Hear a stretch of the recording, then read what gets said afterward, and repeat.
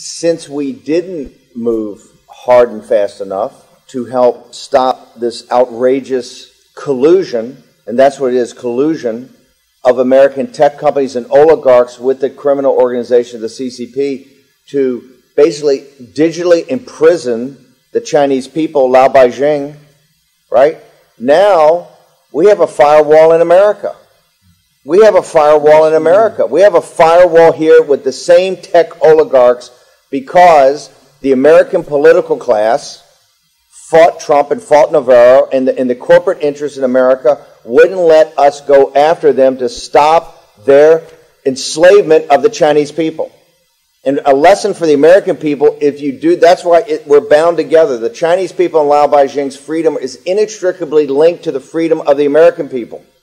Inextricably linked. We're partners in this.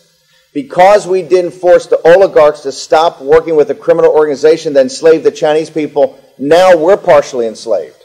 There's a firewall here in the United States. Donald Trump's not on Twitter. It's the reason Getter even exists, because of the firewall. And that is the lesson for the world.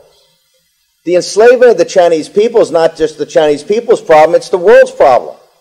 Because the whole world financial organization and corporate organization is partners with the enslavement. Remember, the slave labor of China drives the entire world economic system.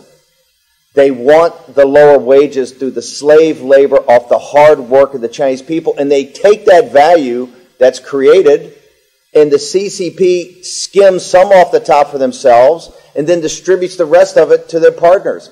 And it also keeps wages down for working people throughout the world. That's not a conspiracy. That's the way the system works. The reason we didn't take down the firewall is very simple. Wall Street and the corporations and the oligarchs in Silicon Valley didn't want it taken down and put enormous pressure on the Trump White House not to do it and not to have these executive orders signed.